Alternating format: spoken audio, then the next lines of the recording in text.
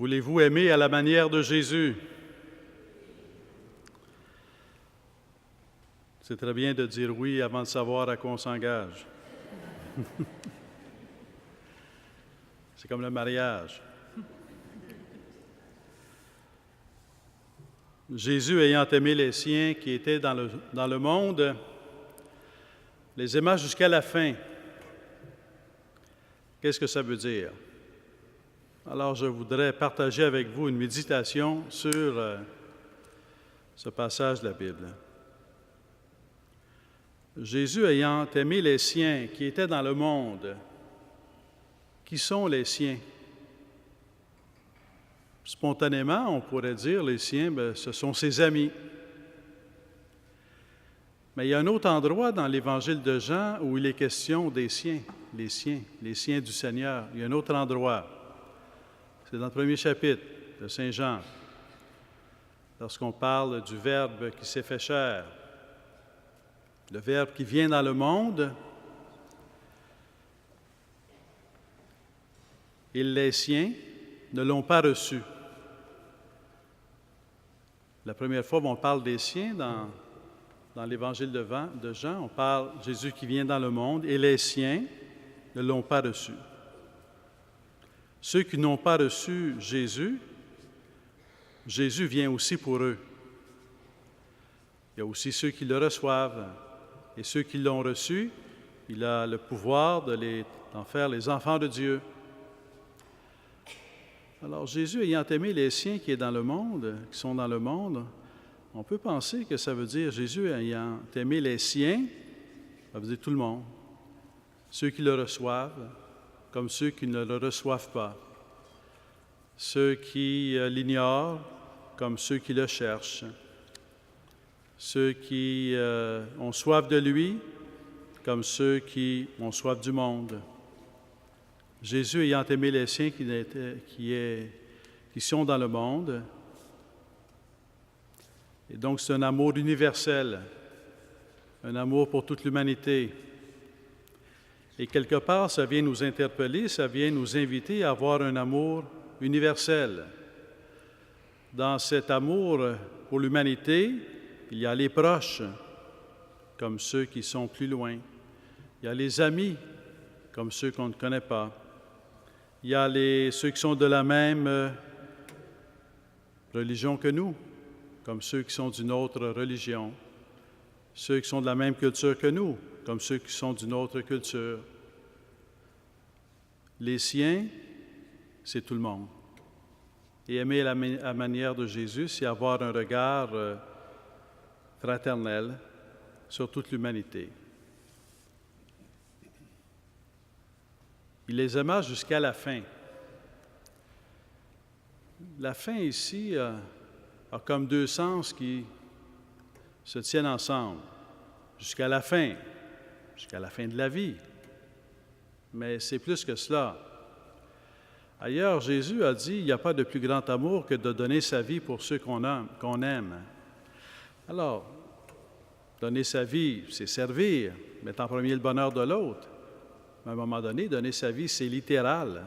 Je donne ma vie, au bout de ma vie.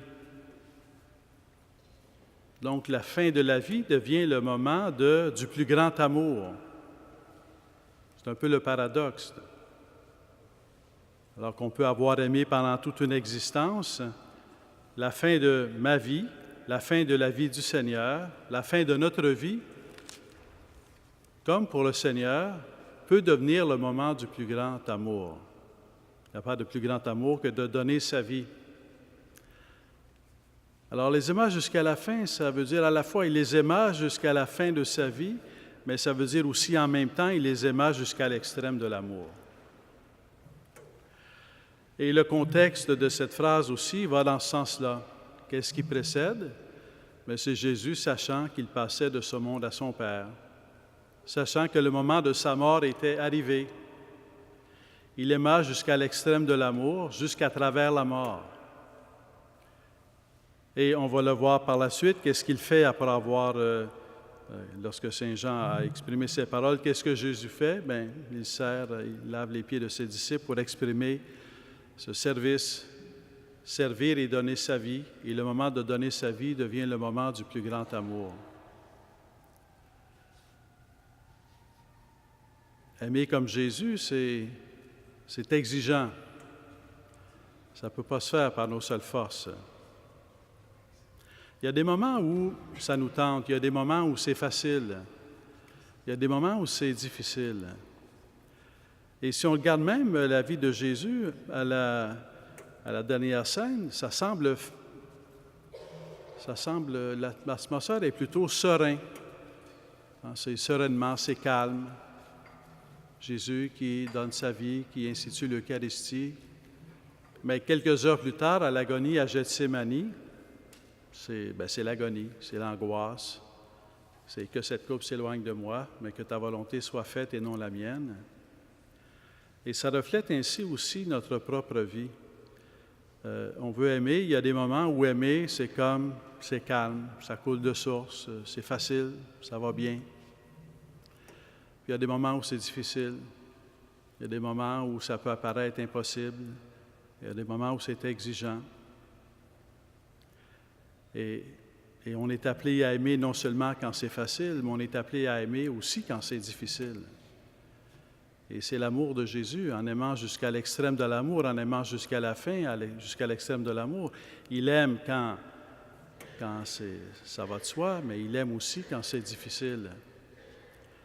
Et cet amour qui l'habite, on pourrait voir dans un premier temps que c'est comme un modèle à imiter, et c'est certainement un modèle à imiter. Mais en même temps, tout ce que fait Jésus, tout ce qu'il nous invite à imiter, aimez-vous les uns les autres comme je vous ai aimé, c'est un appel à imiter Jésus dans son amour. En même temps, il donne sa grâce pour le réaliser. Lorsqu'il nous appelle à aimer, il ne nous appelle pas à aimer sans aussi nous promettre son esprit pour nous rendre capables d'aimer. Il ne nous appelle pas à aimer en nous laissant nos seules forces pour aimer. Et dans ce sens-là, c'est comme l'accomplissement du salut que Jésus vient opérer dans notre cœur.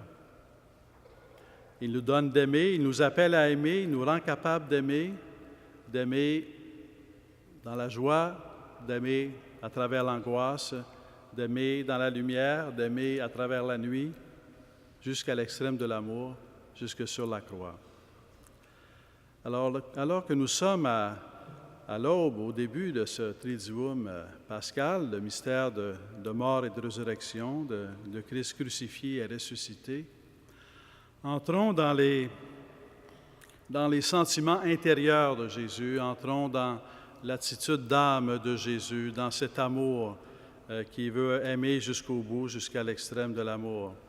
Et demandons à la grâce à l'Esprit Saint de nous unir à cet amour. À la fin de la célébration, il y aura un temps pour adorer. Prenons le temps d'adorer. Dans l'adoration, on ouvre notre cœur à Jésus-Christ, qui a le pouvoir de faire de nous des enfants de Dieu, donc qui a le pouvoir de faire de nous des imitateurs de son amour, qui donne sa grâce. L'adoration ouvre le cœur. Et c'est un grand moment d'adorer. Et c'est bon d'adorer, c'est important d'adorer. Ça peut être une fois par mois, ça peut être une fois par semaine, ça peut être tous les jours. Mais adorer, avoir un rythme de vie d'adoration dans notre vie. La grande tradition des derniers siècles va dire un minimum une fois par mois. Depuis quelque temps, plusieurs se sont appelés à adorer une fois par semaine. Alors, de répondre à l'adoration, à cet appel à adorer, et ça va avec la vocation à aimer. Adorer, c'est déjà aimer, puis adorer, c'est recevoir la grâce d'aimer.